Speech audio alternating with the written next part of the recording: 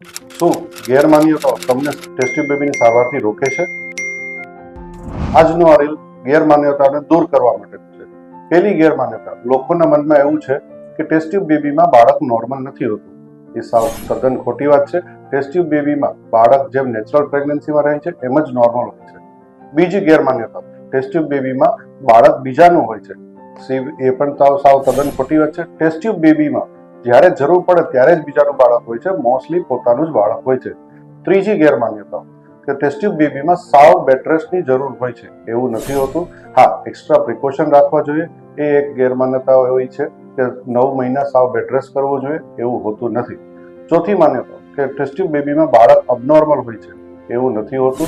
જ્યારે પણ કુદરતી અથવા ટેસ્ટ ટ્યુબ બેબીથી બાળક રહી છે, આપ કોઈ પણ ડોક્ટરને પછી દેખાડો તો કોઈ ડોક્ટર ભેદભાવ કરી નથી શકતો કે આ નેચરલી રહ્યું છે કે ટેસ્ટ ટ્યુબ બેબીથી રહ્યું છે.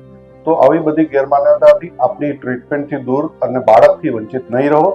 ખાસ આપ આવી કોઈ પણ ગેરમાન્યતાઓ મનમાં હોય તો એનો પ્રશ્ન, એનું નિરાકરણ કરવા માટે મનન સમર્થ IVF પોરબંદર ડોક્ટર પારસ મજીઠિયા, ડોક્ટર સ્વાતિ મજીઠિયા પાસે આપ આવી શકો છો અને અમે આપને બાળક આપવા માટે હંમેશા કટિબદ્ધ છીએ.